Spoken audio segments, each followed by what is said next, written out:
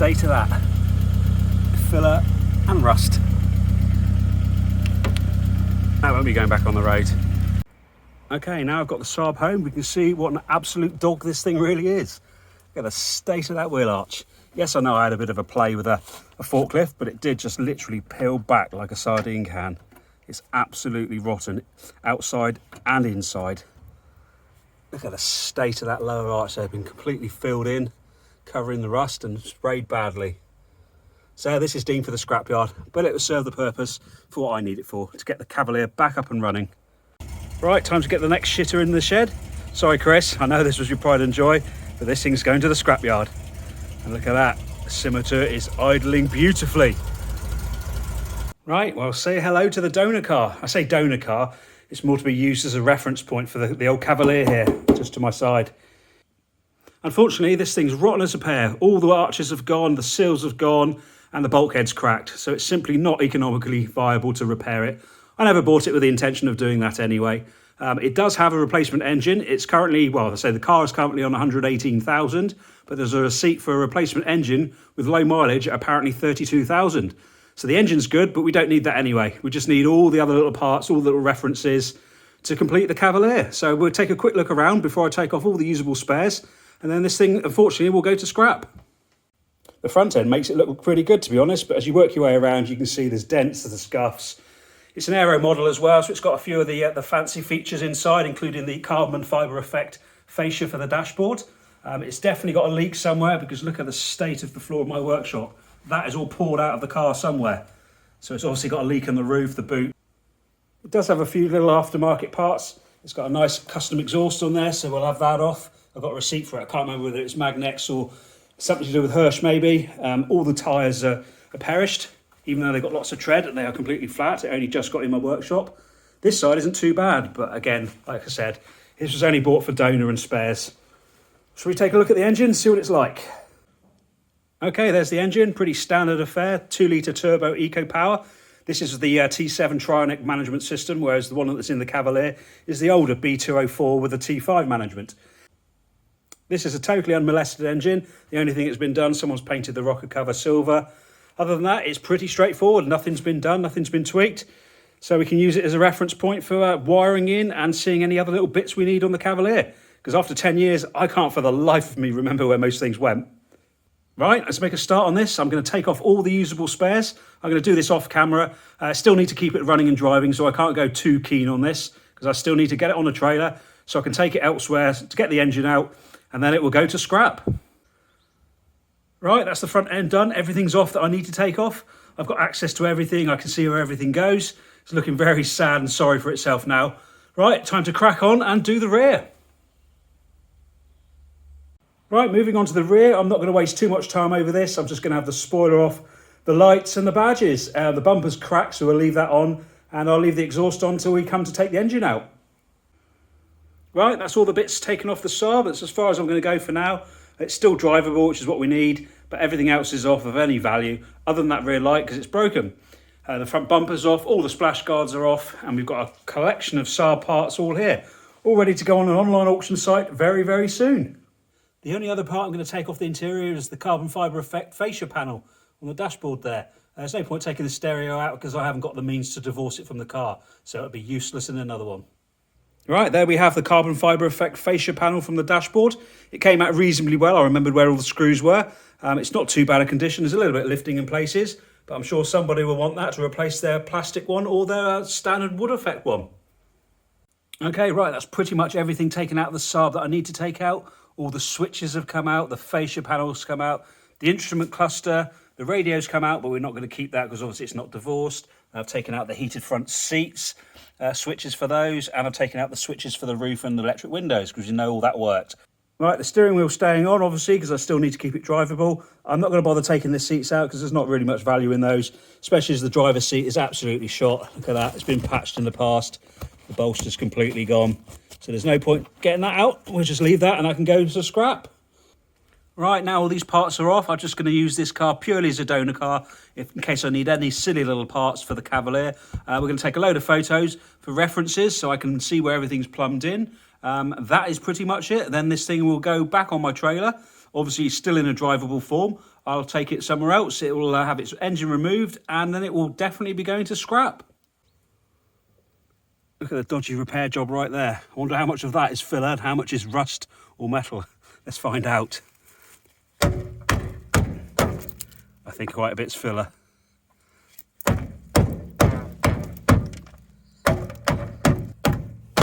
Oh, missed.